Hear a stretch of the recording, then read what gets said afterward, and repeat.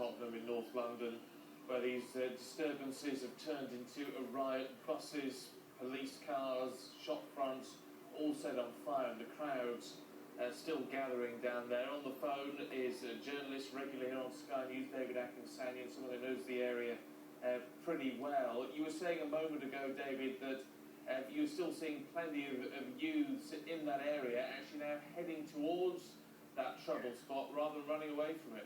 Yes, I've just seen a big group of young people meeting on the street not far from where I'm standing. They're all on their mobile phones. You could hear the excitement, and I heard them saying the high road, the high road. They're obviously in touch with people who are down there.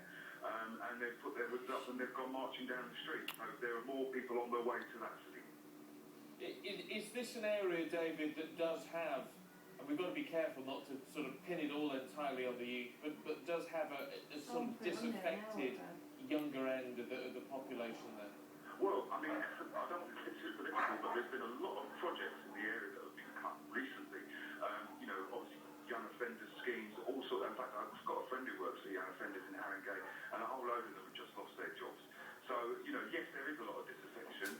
Again, I'm seeing more groups of young people running towards the scene from where I am. These look like kids who haven't been there already. They look like they're just preparing to go down there. So I'm seeing them running along Seven Sisters Road towards the scene now. So, as I say, I think this is going to go on. It's school holidays. It's one of those evenings where there's not any rain and stuff, and I just think people are going to keep coming out. You say school holidays, David. I mean, do they look that young? Oh, God, I'm serious. There was a kid, there were 3 kids behind me, and I looked at them and just saying, what the hell are you doing here?